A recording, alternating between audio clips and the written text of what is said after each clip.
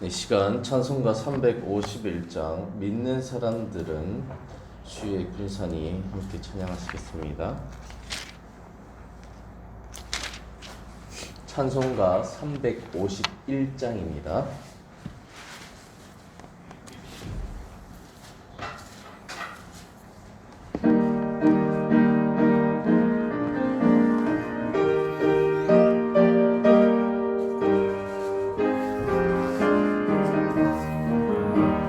믿는 사람들은 주의 군산이 앞서가신 주를 따라갑시다. 우리 대장 예수 길을 들고서 접전하는 곳에 가신 것 보라. 믿는 사람들은 주의 군산이 앞서가신 주를 따라갑시다.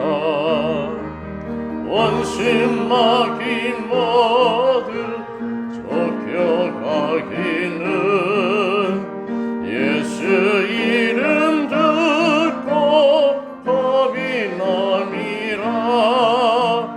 우리 대장 듣고 지옥 떨리니 형제들아 주를 찬송합시다. 믿는 사람들은 주의 군산이 앞서가신 주를 따라갑시다. 세상 나라들은 멸망당하나 예수 교회 영영 왕성하리라. 마귀 권세 감히 해치 못하는 주가 모든 교회 지키심이라. 믿는 사람들은 주의 군산이 앞서가신 주를 따라갑시다. 백성들아 와서 함께 모여서 우리 모두 함께 해가 부르세. 영원토록 영원 번세 찬송을 우리 있는 주께 돌려보내세. 믿는 사람들은 주의 군산이 앞서가신 주를 따라갑시다. 아멘. 기도드립니다. 하나님 감사합니다. 오늘 또 주님의 군사들이 앞서가신 대장 되신 예수님을 따라가기 위하여 이 자리에 모였습니다. 오늘 또 주님의 모습을 본받아 세상을 이기는 믿음 가운데 살 수 있도록 주 성령께서 이 예배 시간을 주관하여 주시옵시고 우리의 모든 심령을 주관하여 주시고 오늘 하루도 주여 역사하여 주시옵소서. 우리 행복한 교회 모든 권속들의 삶을 주님 붙잡아 주시고 세상을 이기는 믿음이 어디 있느냐? 성도의 인내와 믿음이니라 말씀하신 것처럼 오늘 또 주님의 모든 권속들이 인내로서 아버지 믿음으로써 아버지 주님 앞에 설 수 있도록 주여 붙잡아 주시옵소서. 오늘 또 선포되는 말씀 가운데 그 말씀이 흥하여 세력을 얻고 날마다 아버지 그 수를 더하는 역사가 우리 행복한 교회에 넘치도록 주여 붙잡아 주시옵소서. 아멘. 주님께 맡겨드리며 예수님의 이름으로 기도를 드립니다. 아멘. 네, 오늘은 계시록 13장 하반절을 보겠습니다. 11절부터 18절까지입니다. 어제는 1절부터 10절까지 보았는데 오늘은 요한계시록 13장 11절부터 18절까지가 되겠습니다. 제가 11절을 읽고 마지막 18절은 합독하도록 하겠습니다. 내가 봄에 또 다른 짐승이 땅에서 올라오니 어린 양같이 두 뿔이 있고 용처럼 말을 하더라. 내가 무엇을 다음 짐승의 모든 권세를 그 앞에서 행하고 땅과 하늘에 사는 자들을 처음 짐승이 경배하게 하니 곧 주께 되었던 상처가 나는지라. 큰 이적을 행하되 심지어 사람들 앞에서 불이 하늘로부터 땅에 내려오게 하고 짐승 앞에서 받은 바 이적을 행함으로 땅에 거하는 자들을 미혹하며 땅에 거하는 자들에게 이르기를 하늘에 상하였다가 살아난 짐승을 위하여 우상을 만들라 하더라. 그가 권세를 받아 그 짐승의 우상에게 생기를 주어 그 짐승의 우상으로 말하게 하고 또 짐승의 우상에게 경배하지 아니하는 자는 몇이든지 다 죽이게 하더라. 그가 모든 자, 곧 작은 자나 큰 자나 부자나 가난한 자나 자유인이나 누구든지 이 표를 가진 자 외에는 매매를 못하게 하니 이 표는 곧 짐승의 이름이나 그 이름의 수라. 지가 여기 있으니 총명한 자는 그 짐승의 수를 세어보라. 그것은 사람의 수니 그의 수는 666이니라. 아멘. 네, 오늘 본문을 이해하기 위해서 제가 잠시 시대적 배경을 설명해 드리도록 하겠습니다. 로마의 5번째 황제인 네로가 로마 원로원들과의 갈등을 극복하지 못했습니다. 그래서 그는 엉뚱한 결정을 하는데요. 바로 자살입니다. 이 네로가 자살한 후 로마는 혼란기를 겪게 됩니다. 네로의 죽음 이후에 1년 동안 왕이 몇 번 갈렸냐면 4번이나 바뀝니다. 갈바, 오토, 비텔리우스, 베스파시아누스 이렇게 4번이나 정권이 바뀌게 되는 것이죠. 그러나 다행히도 이 베스파시아누스의 집권기를 지나 그의 첫째 아들인 티투스가 왕이 되고 또 그의 집권기를 지나서 베스파시아누스의 둘째 아들인 도미티아누스가 왕이 됨에 따라서 로마는 다행히도 회복과 전성기를 맞이하게 됩니다. 따라서 로마의 도미티아누스 황제는 무소불위의 권력을 가진 왕으로 우뚝 설 수 있게 됩니다.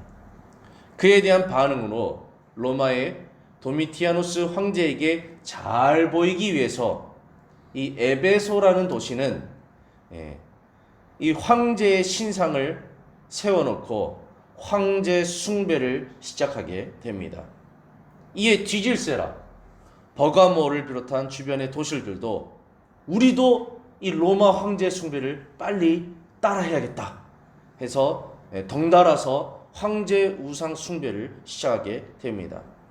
그래서 소아시아의 지방 정부들은 이러한 흐름 속에서 애국의 일환으로 황제 숭배를 적극 추천하고 추진하게 되고 심지어는 강제하게 됩니다. 그 방법 중 하나로 시장에 들어가 매매를 하기에 앞서서 시민들에게 황제 숭배를 반드시 하게 하고 그 한 자들로 하나여서 시장에서 매매할 수 있게 하는 제도 또한 하게 됩니다. 그래서 이 황제 숭배한 자들에게만 이마의 표나 손목에 표를 주었는데 이 표가 없는 자들에게는 시장에서 물건을 살 수 없게 하는 그런 제도까지 하게 된 것이죠.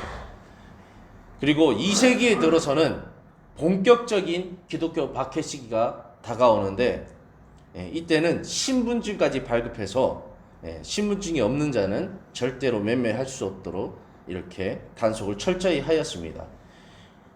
이러한 시대를 살아내야만 하는 그리스도인의 삶이란 정말 힘겨움 그 자체였던 것입니다. 오늘 본문은 특이한 걸 얘기하는 것 같지만 사실 이 이야기를 상징적으로 잘 풀어서 얘기하고 있는 것입니다. 오늘 본문은 이러한 시대적 상황을 잘 녹여내고 있습니다. 오늘 본문은 두 짐승 중 땅에서 올라오는 한 짐승에 관하여 우리에게 설명합니다. 이 한 짐승이 바로 소아시아의 지방 정부들을 지칭하고 있는 것입니다. 그럼 본문을 살펴보면서 본문을 이해해 보도록 하겠습니다. 11절에 보면 내가 보매 또 다른 짐승이 이 땅에 올라오니 어린 양같이 두 뿔이 있고 용처럼 말을 하더라. 어제 한 짐승은 로마 황제 또는 로마 제국임을 보았습니다. 그런데 또 다른 짐승이 있는데 이 짐승은 바로 소아시아의 지방 정부들을 지칭하고 있습니다. 근데 특징은 어린 양 같은데 실상은 두 뿔을 가진 순양의 모습으로 나아갑니다. 아리까리한 모습. 어린 양은 뿔이 없습니다. 근데 어린 양인데 두 뿔이 있다라는 것은 모양은 어린 양인데 실상은 순양인 것을 다 큰 순양인 것을 보이는 거죠. 또 하나 보면은 용처럼 말을 하더라. 용은 아닌데 모양은 어린 양이고 실제로 보면 순양인데 근데 하는 것을 보면 용처럼 말을 한다. 그래서 용은 아닌데 또 용처럼 말을 한다. 이것은 바로 뱀의 모양을 한 마귀같이 양의 탈을 쓴 늑대와 같이 광명한 천사의 탈을 쓴 마귀와 같이 이런 사단의 거짓된 모습, 겉과 속이 다른 속이는 자로 미혹하는 자로 등장하는 모습을 극대화시켜서 우리에게 제시하고 있는 것입니다. 그 뒤에 항상 악한 영이 역사하고 있다는 것을 빗대어서 표현하고 있는 것이죠. 12절에 보면 그가 먼저 나온 짐승, 바로 로마죠. 먼저 나온 짐승 로마의 모든 권세를 그 앞에서 행하고 땅과 땅에 사는 자들처럼 처음 짐승에게 경배하게 하니 곧 죽게 되었던 상처가 나은 자니라. 로마가 다섯 번째 황제인 네로가 죽음으로 말미암아 죽은 줄 알았어요. 멸망할 줄 알았어요. 위태했습니다. 그런데 그 상처가 나았다는 것은 그 멸망할 수 있는 요소들을 잘 극복하고 다행히 이 베스파시아누스로부터 이 티투스 도미티안에 이르기까지 그 시절을 지나면서 더 강력한 나라가 되었다라는 겁니다. 그래서 네로의 이 혼란기를 극복하고 회복기를 거치고 다시 이 강건해진 로마, 그 로마를 등이었고 이 소아시아의 지방 정부들은 강력하게 로마를 따르라 이렇게 말하고 있는 것을 표현하는 것입니다. 13절에 큰 이적을 행하되 심지어 사람들 앞에서 불이 하늘로부터 땅에 내려오게 하고 짐승 앞에 받은 바 이적을 행함으로 땅에 가는 자들을 미혹하며 땅에 거하는 자들에게 이르기를 칼에 상하였다가 살아난 짐승을 위하여 우상을 만들라 하더라. 실제로 용이 나타나서 실제로 짐승이 나타나서 불을 확 하는 게 아니라 이것은 바로 이 상처로 다시 말하면 멸망할 뻔했던 나라가 더 강건하여져서 이 강건한 로마를 등이었고 소아시아 정부가 강력하게 황제를 숭배하라 따르라 하는 모습을 나타내고 있는 것입니다. 그래서 여기서 등장하는 이적은 다른 게 아닙니다. 로마가 살아난 것, 로마가 회복된 것, 로마가 정성기를 맞이한 것, 이것을 이적으로 표현하고 있는 겁니다. 이것이 상처를 낳은 것으로 표현하고 있는 겁니다. 그래서 이 칼에 상하였다가 살아난 로마를 위하여 우상을 만들라는 것은 황제를 숭배하라. 너도 나도 에베소를 따라서 황제의 신상을 만들고 다 일에 동참하라. 이렇게 말하는 것이죠. 15절에 보면 그가 권세를 받아 그 짐승의 우상에게 생기를 주어 그 짐승의 우상으로 말하게 하고 또 짐승의 우상에게 경배하지 않은 자는 며칠든 다 죽이게 하더라. 그래서 신상이라는 것이 동상이라는 것이 돌덩이에 불과합니다. 근데 의미를 부여하는 거죠. 그 의미를 부여해서 이것이 우리의 신이다. 우리의 황제다. 능력이 출중한 자다. 반드시 이 사람을 따라야 된다. 숭배해야 된다.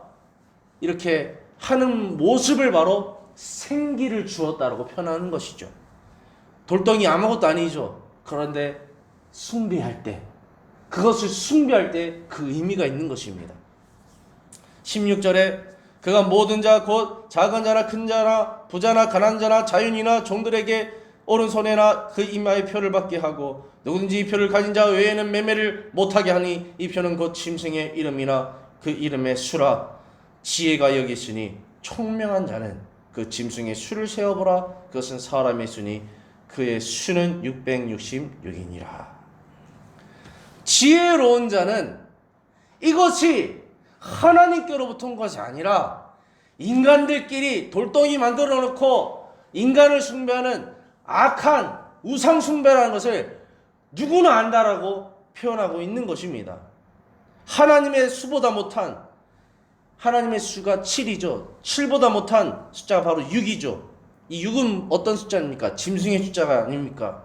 그런데 이 짐승의 숫자 6이 셋이 모여서 666인데 사단과 로마와 소아시아 지방 정부가 똘똘 뭉쳐서 하나님의 삼위일체와 같이 혼혈일체와 같이 뭉쳐서 하는 짓거리란 어리석게도 돌덩이를 만들어 놓고 이것이 신이다, 이것을 숭배하라 하는 이 모양이 과연 옳은가? 너희가 한번 판단해봐라.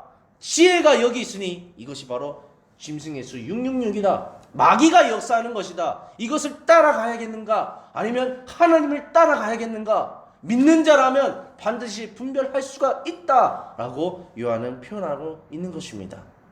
그렇습니다. 이 시대를 살아가는 사람들, 예수 믿는다는 이유만으로 이마와 손목에 표를 받지 못했겠죠. 타협하거나 배교하거나 이런 자들만 이 먹고 사는 문제에 매달려서 그 길을 로마를 따라갔겠죠. 그러나 참된 성도들은 죽기를 각오하고 표를 받지 않고 묵묵히 예수 그리스도 앞에서 아까 보았듯이 15절에 우상에게 경배하지 않는 자는 몇이든지 다 죽이게 하라. 죽음까지도 맞이하게 되었던 것을 보게 됩니다. 제가 어렸을 때 코바디스 영화를 봤는데요. 예수 믿는다는 이유로 그 로마 원형 경기장에 그리스도인들 다 집어넣고 착 철장 올리면 사자들이 막 가서 그리스도인을 물어 떨어 죽는 겁니다. 근데 놀라운 것은 로마인들이 그것을 보고 깔깔깔깔 웃고 있다는 사실입니다. 그럼에도 불구하고 그들은 두려워하지 않고 당당하게 물어 뜯기면서도 그 표정이 그리스도인들은 웃고 있었다는 겁니다. 기뻐하고 환희하고 있었다는 겁니다. 왜죠? 내가 신앙을 지켰노라. 내가 예수 그리스도를 따라가노라. 이 잠시 잠깐의 육체의 고통을 지나 하나님의 나라에 입성하노라. 그들은 그 순전한 믿음이 있었다라는 것을 우리는 기억해야 되겠습니다. 오늘 본문의 핵심은 두 단어가 있습니다. 바로 미혹과 박해입니다. 미혹은 우상 숭배와 관련이 있습니다. 로마 시대의 그리스도인들에게 로마는 손짓합니다. 소아시아 정부는 손짓합니다. 어서 황제를 숭배하라. 이리로 오라. 황제 좀 숭배하라. 너의 그 신앙을 버려라. 예수가 주가 아니다. 황제가 주다. 너 어서 돌아와야 된다. 이렇게 손짓하고 미혹하는 것이죠. 이 손짓 아래 얼마나 많은 그리스도인들이 배교했는지 모릅니다. 얼마나 많은 교회들이 위태했는지 모릅니다. 얼마나 많은 그리스도인들이 배교하는 형제 자매를 보면서 마음이 상했는지 모릅니다. 그들이 이렇게 미혹을 당하고 우상 숭배할 수밖에 없었던 이유가 무엇입니까? 바로 박해 때문입니다. 성경에 보면 너희가 죽기를 무서함으로 죄의 종로를 탄다고 말하듯이 그들이 이 죽음을 무서함으로 신앙을 다 내던져버리고 그 신상 앞에 무릎 꿇었다는 사실을 우리는 기억해야 됩니다. 그들은 이 박해, 먹고 사는 문제, 바로 또 생명의 문제, 이 문제 때문에 신앙을 굴복했다는 사실을 우리는 기억해야 됩니다. 참 예수 믿는 자가 그깟 먹고 사는 문제, 그까지 아니죠. 죄송합니다. 너무 중요한 먹고 사는 문제죠. 그 생명의 문제 앞에 결국 로마 신상에 무릎 꿇을 수밖에 없는 이 안타까운 현실, 그 현실을 적나라하게 드러내면서 오늘 요한계시록은 우리에게 질문을 떠지는 겁니다. 당신은 어떻게 하겠습니까? 만약 당신에게도 먹고 사는 문제, 생명의 문제가 바로 앞에 있는데 그것을 선택하지 못할 때에 정말로 위기가 오는 것, 그러나 그것을 선택할 때에 풍성한 삶이 다가오는 것, 그때 당신은 우상숭배 안 할 수 있겠습니까? 우리에게 질문을 던지는 것이죠. 사실 이 얘기가 먼 나라 얘기가 아닙니다. 우리나라에도 있었죠. 우리도 시대 이 상황 앞에 무릎 꿇었던, 이 신앙을 내던져버리고 무릎 꿇었던 사건이 있죠. 바로 일제시대 신사참배가 아닙니까?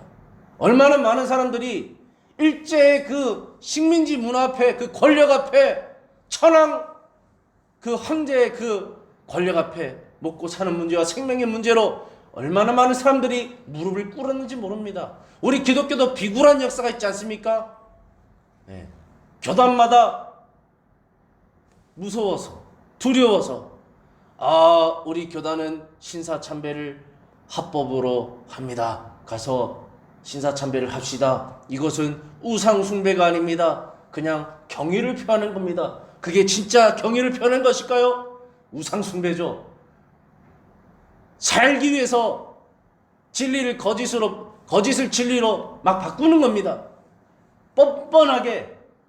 신사참배는 우상숭배가 아닙니다. 단지 고개를 숙이고 인사하는 것에 불과합니다. 경의를 표하는 것에 불과합니다. 모든 그리스도인 성도 여러분, 자유롭게 신사참배를 하십시오. 누가 진짜입니까? 주기철 목사님, 그런 분들 죽기를 각오하면서 나는 죽어도 하나님밖에 나의 신이 없다, 난 죽어도 예수 그리스도밖에 나의 신이 없다고 했던 그 신앙과 괜찮습니다. 여러분 괜찮습니다. 가서 신사참배하세요. 이 신앙과 얼마나 길이 다릅니까? 그래서 이런 신앙의 양태가 먼 나라 얘기 아니라 당장 우리나라에도 있었다는 것을 우리는 기억해야 될 것입니다. 또 있죠.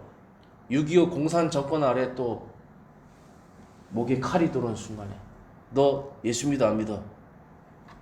당장 죽음이 칼 앞에 저 예수 안 믿습니다. 예수 안 믿습니다. 이런 배교의 현장들이 얼마나 이 공산 정권과의 6.25 전쟁 가운데 얼마나 많았습니까? 그때는 총과 칼의 문제였다면 지금은 좀 다른 문제입니다. 지금은요, 오늘날은 다른 문제로 다가는데 해 아래 새 것이 없다고 이 사탄은 항상 인류 역사 가운데 이 먹고 사는 문제로 우리를 미혹하고 박해하고 공략해 오는데, 오늘날 우리는 다른 것으로 이것을 느낍니다. 그 힘을 가장 잘 보여주시는 영역이 바로 자본주의죠. 자본주의. 그리고 그 자본주의 가운데 우리에게 강력한 미혹으로 역사하는 게 뭐냐면 바로 물질 만능주의입니다. 사단은 손짓합니다. 한국 사람들이여, 기독교인들이여, 기억하라. 돈이 최고다. 돈이면 다 된다. 돈밖에 없다. 너희 신앙도 돈이 있어야 한다. 너희 하나님도 돈이 있어야 섬긴다. 그러므로 돈이 1번이고 하나님은 2번이다. 기억하라. 이 돈 때문에 너희 믿음을 다 버려라. 돈 때문에 너희 신앙은 다 타락하여라. 돈 때문에 너희는 다 변질되어 버려라. 오늘 또 우리에게 손짓하고 있다는 것을 우리는 꼭 기억해야 됩니다. 오늘 많은 그리스도인들이 신앙에서 이탈합니다. 많은 이유가 있겠죠. 근데 어떤 이유에서든지 꼭 기억해야 될 것은 그 중심에 우상숭배가 있다는 것입니다. 얼마나 많은 목사님이 어떻고, 교회가 어떻고, 집사님이 어떻고, 장로가 어떻고, 기독교가 어떻고 다 헛소리고, 사실 그 중심에는 우상숭배가 있다는 것을 꼭 기억해야 됩니다. 오늘 요한계시록은 우리에게 질문을 던집니다. 과연 이 자본주의 체제 아래, 돈이면 다 되는 이 물질 만능주의 세상 아래 당신은 과연 이 먹고 사는 문제 때문에 주님을 떠나지 않을 수 있겠습니까? 주님 앞에 정말 배교하지 않을 수 있겠습니까? 돈 앞에 무릎 꿇지 않을 수 있겠습니까? 오히려 주님 앞에 무릎 꿇을 수 있겠습니까? 우리에게 질문을 던지고 있는 것입니다. 시대에 역행하는 참된 그리스도인이 과연 될 수 있겠습니까? 우리에게 질문을 던지죠. 사랑하는 성도 여러분, 당장 내게 돈이 없어도, 먹고 살 길이 막막해도, 건강을 잃었어도, 예수를 믿는다는 이유로 내 삶에 위기가 오고 어려움이 와도 저와 여러분은 그 이유에 굴복하지 않기를 간절히 소망합니다. 오히려 그것 때문에 더 믿음이 성장하고 하나님과 더 만나고 내 믿음이 출중하여서 간증거리가 생기고 하나님의 역사심을 경험하고 더욱더 하나님의 나라의 전도자로서 증인으로서 나아갈 수 있는, 오히려 역행할 수 있는 그런 믿음의 사람이 될 수 있는 저와 여러분이 꼭 되기를 소망합니다. 아멘. 그리고 혹여나 내 눈앞에 이런 세상의 미혹 앞에 무릎 꿇는 불쌍한 그리스도인을 발견한다면 주여 저 영혼을 불쌍히 여겨주시옵소서. 저 영혼이 반드시 회복되어 예수 앞에 그 미혹을 떨쳐버리고 돌아올 수 있는 역사가 그 삶 가운데 임하게 해달라고 찾아가 줄 수 있는, 전도할 수 있는 또한 저와 여러분이 되셨으면 좋겠습니다. 기도하겠습니다. 하나님 아버지, 요한계시록이 기록될 당시에 이 로마 사회 가운데 신앙을 지켜야 하는 그리스도인의 삶이 얼마나 비참하고 얼마나 힘겹고 어려운 것이었는지를 우리는 기억하게 도와주시옵소서. 그럼에도 불구하고 그들은 먹고 사는 문제에 매이지 않고 이 죽고 사는 문제에 매이지 않고 나는 오로지 예수 그리스도를 위하여 살고 죽노라, 나는 오직 예수 그리스도를 위하여 먹고 마시노라 고백하며 순전한 믿음을 지켰다는 것을 기억하며 우리도 오늘 그 신앙을 본받아 살아갈 수 있도록 도와주시옵소서. 오늘날 많은 사람들이 돈의 문제 때문에, 이 먹고 사는 문제 때문에 그리스도를 던져버리는 일들이 비일비재합니다. 주여 이를 불쌍히 여기시고 우리 한국의 모든 그리스도인들이 깨어 정신을 차리고 이것이 사단의 손짓이고 미혹임을 기억하며 돈이 중요한 것이 아니라 나는 예수 그리스도가 더 중요하다 고백하며 주님 앞에 설 수 있도록 도와주시옵소서. 우리 행복한 교회도 철저하게 아버지 이 자본주의 세상에 무릎 꿇는 것이 아니라 주 예수 그리스도께 무릎 꿇는 신앙이 넘쳐날 수 있도록 우리 행복한 교회를 더욱더 붙잡아 주시옵소서. 주님께 맡겨드리며 예수님의 이름으로 기도를 드립니다. 아멘. 주기도문 하시겠습니다. 하늘에 계신 우리 아버지여, 이름이 거룩히 여김을 받으시오며 나라가 임하시오며 뜻이 하늘에서 이루어진 것 같이 땅에서도 이루어지이다. 오늘 우리에게 일용할 양식을 주시옵고 우리가 우리에게 죄 지은 자를 사하여 준 것 같이 우리 죄를 사하여 주시옵고 우리를 시험에 들게 하지 마시옵고 다만 악에서 구하시옵소서. 나라와 권세와 영광이 아버지께 영원히 있사옵나이다. 아멘. 우리 주여 외치고 기도하겠습니다. 주여 주여 주여.